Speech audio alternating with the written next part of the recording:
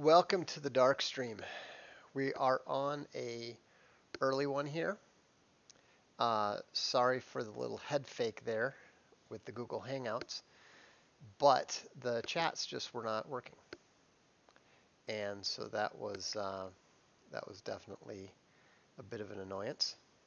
So uh, we're going to talk today about Star Wars, Starbucks, and the SJWs.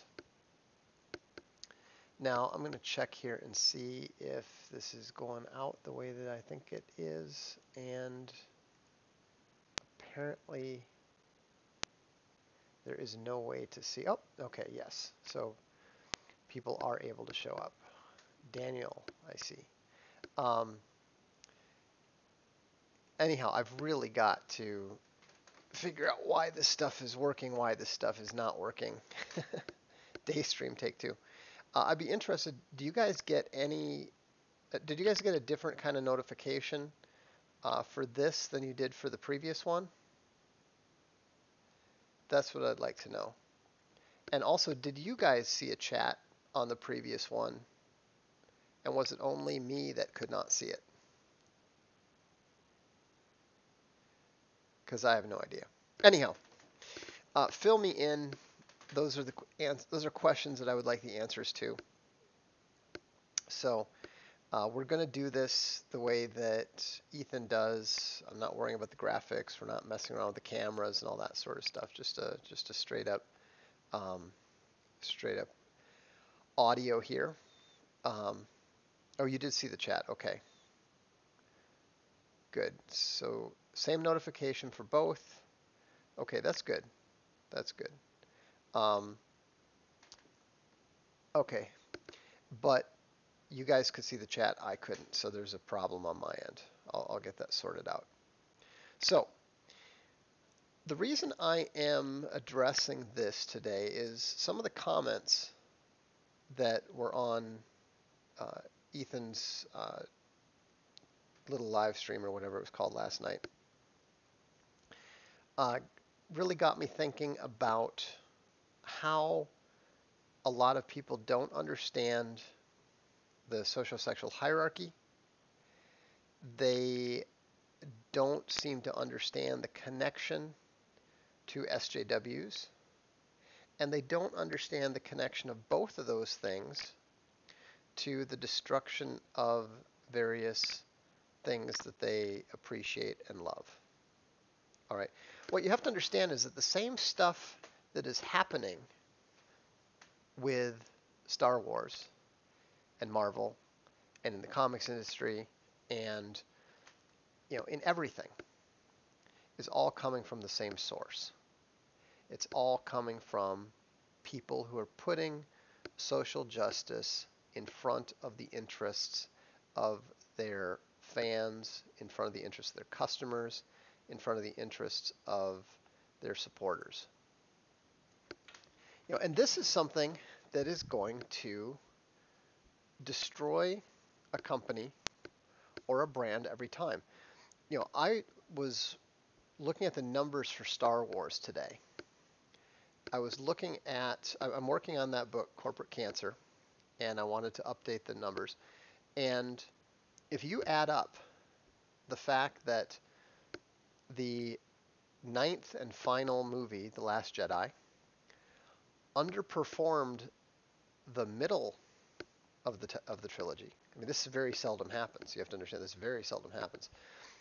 The grand finale actually underperformed the middle of the trilogy by about $750 million at the box office.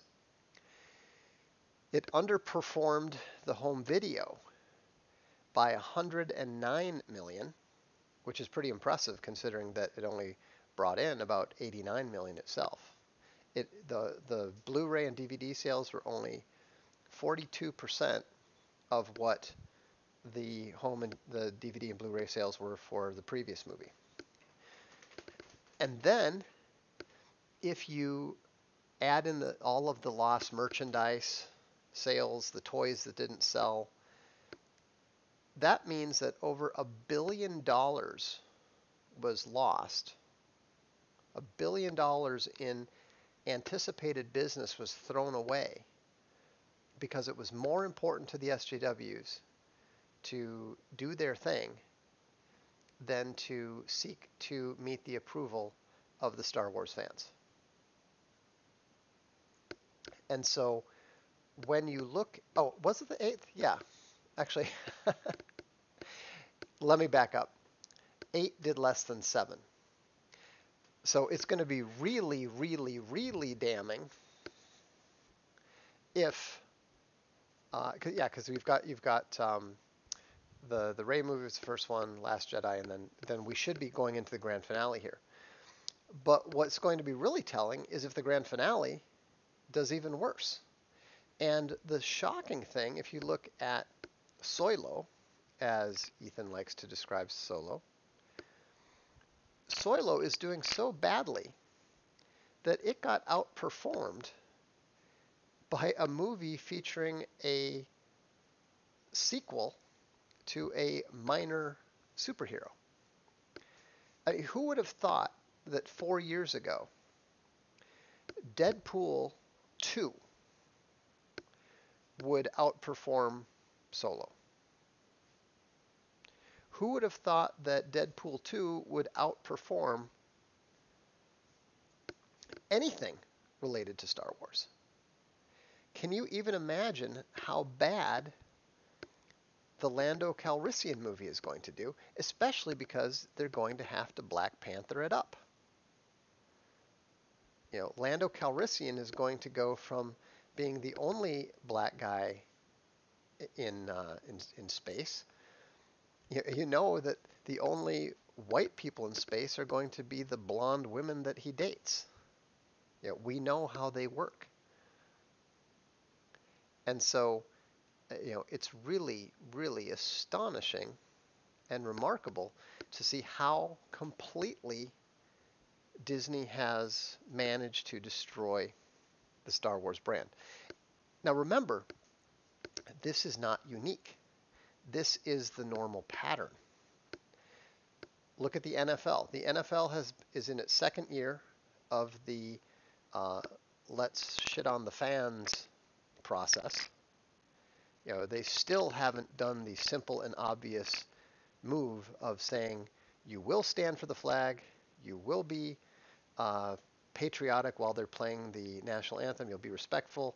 What they should have done from the beginning is brought Bud Grant in as the NFL anthem consultant and had him do what he did for the Minnesota Vikings for years, which was actually practice standing for the national anthem. It was always very striking when you'd go to a Vikings game at the old Met Stadium. One team would be just kind of slouching and standing around, and meanwhile the Vikings were all standing on parade rest. They looked like they were ready to go in and kick some ass every time. And so, the thing that you're going to see is that in the first year or two, a company that gets excessively converged loses about 20% of its business. And it doesn't stop there. NASCAR was down about 20% after 2 years of ignoring its fans and literally telling its fans that they did not want rednecks watching NASCAR. So the rednecks watching NASCAR said, you know what? Fine, we won't watch. They left, and kaboom, NASCAR track attendance is down more than 50%. NASCAR television ratings are down more than 50%. This is the pattern. We're now seeing it with Marvel. We're now seeing it in the entire comics industry.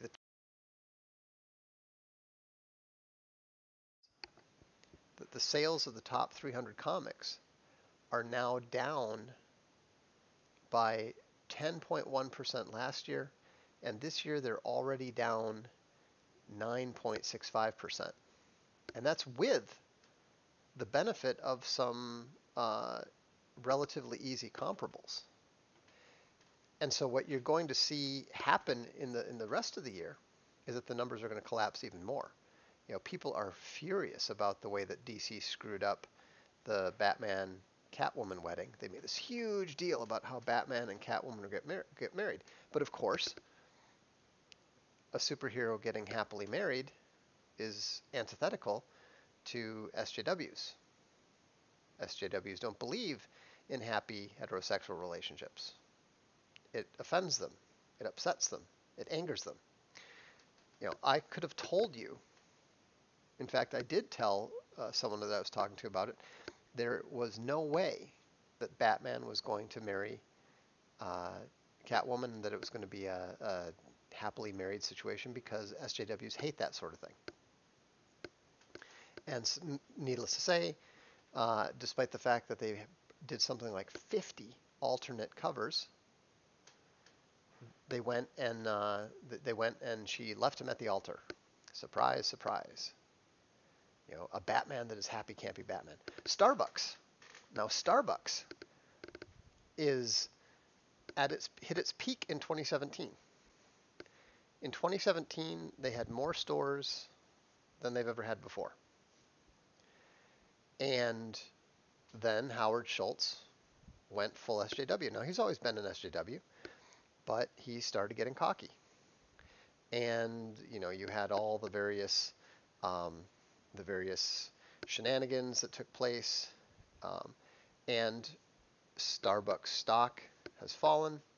Starbucks sales have fallen. They actually shut the entire chain down in the United States for an entire day. That cost them an estimated $12 million to pay all those employees to sit around and get lectured on racial bias. And more people are not buying it. They're turning away from it. And so, it's not a surprise that Schultz is gone. Now, does this mean that they're going to eradicate the SJWs from the Starbucks management? I doubt it, because of the whole structure of that organization is essentially steeped in SJWs. It's coming out of Seattle. What do you expect? So, anyhow, all of these things are connected. All of these things are following the same process. It's not just Kathleen Kennedy. It's not just Ryan Johnson. It's not just what was the name of that editor at Marvel? Let me see here. It's not just Roger Goodell. It's not just Howard Schultz. All of these things are following the same path. All of these things are following the same process. Axel Alonso, that's it. That's the name I was looking for, Axel Alonso. And so you can't think that just getting rid of one person is going to take care of it. One person at the top of the heap is not the problem. The problem is once you have your corporation or your organization infested by SJWs, the only solution you have is to get rid of them all and to turn the focus of your attention to your customers. That's last night when Ethan and I were talking, that's something that I pointed out that both he and I actually do. We both pay a lot of attention to what our core wants. You have to support the core before you start worrying about the perimeter. You want to keep your core audience happy with what you're doing. I got a great email yesterday. It was very encouraging. And we just sent Avalon number 1, Chuck Dixon's Avalon number 1, out to our 2,332 backers. And this is the third issue out of the 24 that have been backed. And I got an email from one of the backers, and it, the subject was "You can stop now." And so I was wondering what that meant, when I saw the subject, and so I clicked on it. And this was somebody who's a serious backer. You know, um, they'd gone for the hardcovers, and they had put in a substantial amount of money in supporting what we are trying to do with Alt Hero. And the interesting thing is that he said, uh, "Hey, I know that I'm owed all 24 issues and the hardcover collections and all that sort of thing." He said, "But I want to tell you that I've already got my money's worth." He said, "That's how much I like Alt Hero number 1, Alt Hero number 2, and Avalon number 1." He said, "This has completely exceeded what I expected when I went and supported it." And that's what you want to hear. That's the reaction that you want to provoke from your core audience, from your fans. It doesn't matter what you're doing. Can you imagine how big The Last Jedi would have been if every Star Wars fan had that reaction to the movie? Can you imagine how huge it would have been? It would have been $3 billion at the box office. I might have actually returned to Star Wars to watch it. I refuse to watch any Star Wars movie after The Phantom Menace. My wife and I got tickets. We went on opening night. I mean, my friends, I went with my best friend and his wife. We had actually gone to see the original Star Wars for our birthday parties for 2 years in a row. We were huge Star Wars fans. And, we went and saw The Phantom Menace, walked out of it, and said, that was not what we were waiting for. We were happy to wait 20 years or whatever it was. But George Lucas let us down. And Disney was even worse. George made the brand ridiculous, but Disney destroyed the brand. It didn't even occur to me to even consider going to see The Last Jedi or to see Solo. I had thought, well, maybe when I heard about the new movies, maybe Disney will do something good. With the Force Returns or whatever it's called. And after I heard the early reviews and I heard the sort of hemming and hawing from the people who were trying to say that it was, well, it had some really good parts. I realized I just thought, no, I'm not interested. But now, you don't even think about going. It's kind of like, if I hear about a Star Wars movie, I mean, that interests me about as much as someone saying, hey, there's a new Meg Ryan movie. I would never go to see a Meg Ryan movie. It's not something that I do. It's not something that is of any interest to me. And now that's what Star Wars falls into.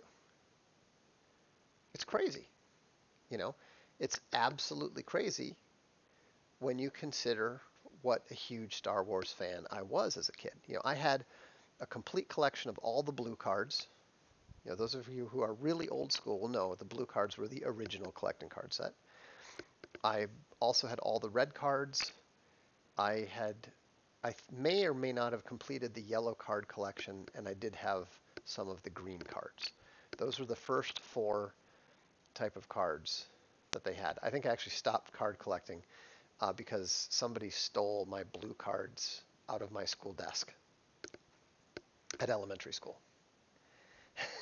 Somebody said, Meg Ryan, what are you smoking?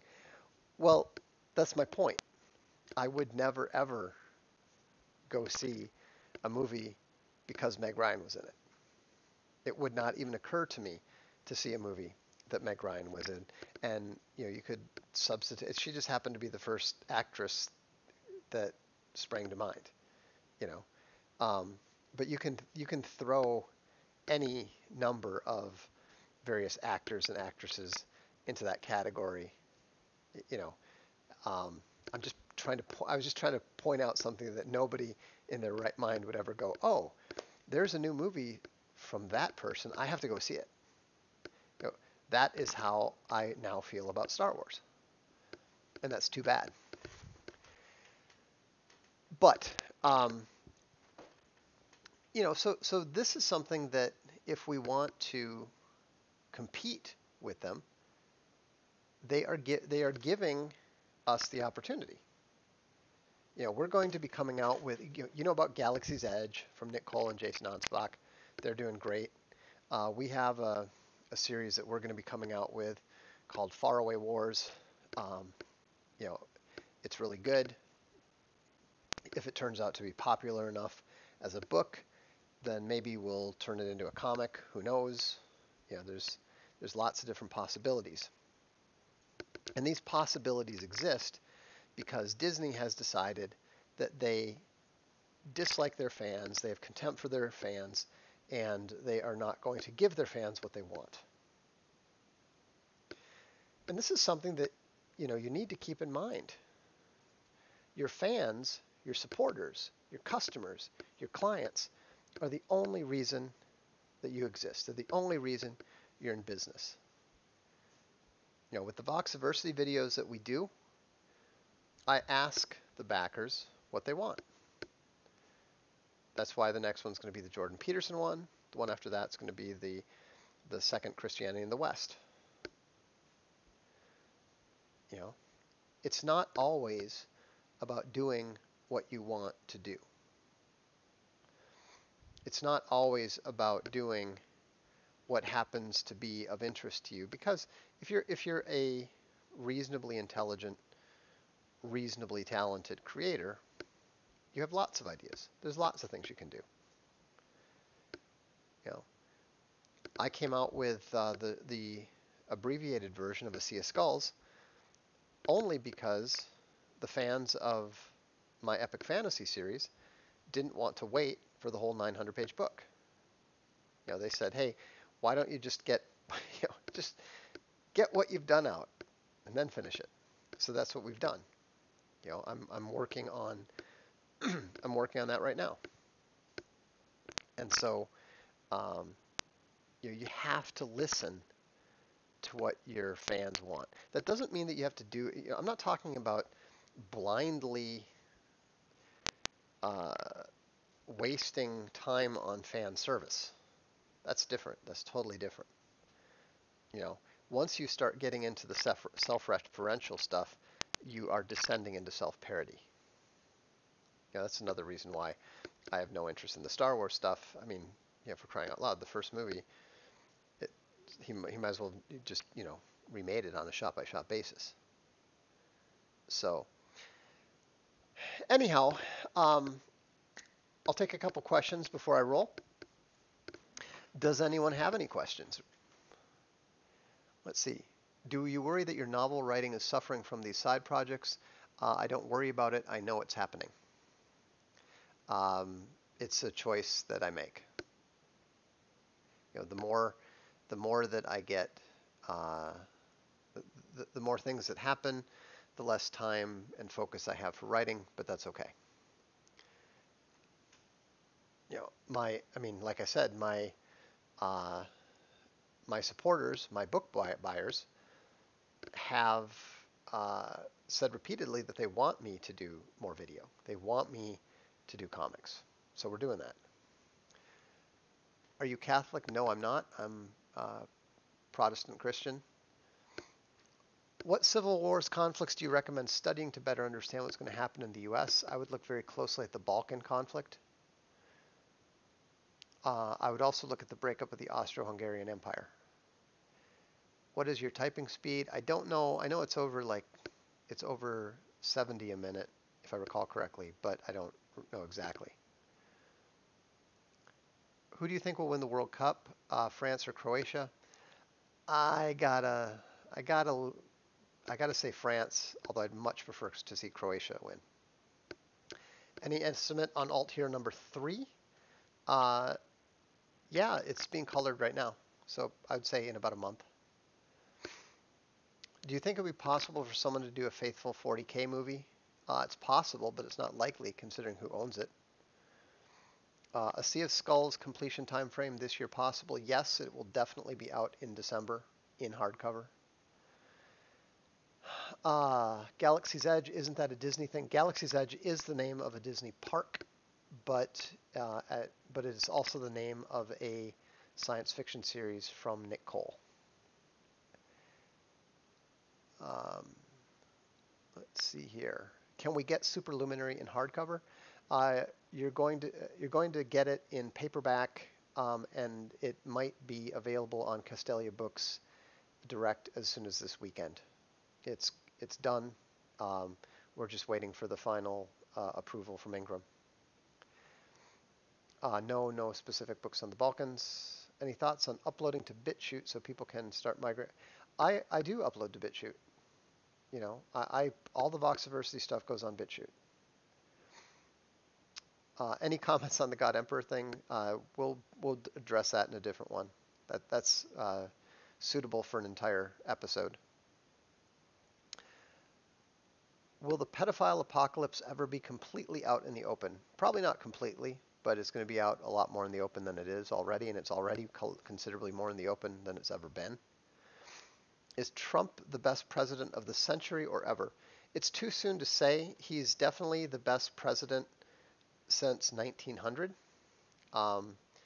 He'll have to deliver on the wall and deliver on the storm to rival the best presidents ever. If he's going to be Rushmore material, which is definitely possible, he's got to deliver on the wall. He's got to deliver on the storm. How do you keep track of so many diverse projects? I find management and switching projects a task itself. Honestly, I'm just sufficiently intelligent. You know, a lot of people are kind of astonished to find out that A Throne of Bones was written without any sort of outline, without any sort of detailed notes. You know, that was just a seat of the pants book, just like anyone else writes. It just happens to be a 900-page one. Any sneak preview for the sort of topic you'll be talking with InfoWars about? I'm assuming we're going to be talking about the culture war and alt hero. What's a good way to learn about history from non-SJW sources? Find old ones. You know, if you find stuff that was written, you know, during the time or the succeeding generation, that's usually pretty good. Who's your favorite president other than Trump? Let me think about that one. I mean, I'm partial to George Washington, John Adams, Andrew Jackson. When I was a kid, I used to be a Lincoln fan, but I'm not very much. I mean, not now. I think he's one of the worst presidents ever now. Do you have any thoughts on the latest interference by the Italian president in government affairs? Yes, I know exactly what you're talking about, and I think they have to get rid of him. You know, Salvini was right to view that as a stab in the back. Is Trump working on something with Boris Johnson to unseat May? Yes. A Throne of Bones audiobook started yet? Yes. We have more than 20 hours recorded already. It's excellent. The same guy doing it is the guy who did The Last Witch King. If you haven't heard The Last Witch King audiobook, I highly, highly recommend that you listen to it. It's really good. And that's all we've got time for today. Thanks for stopping by. Sorry about the false start, but I will see you at the next Darkstream. Have a good afternoon.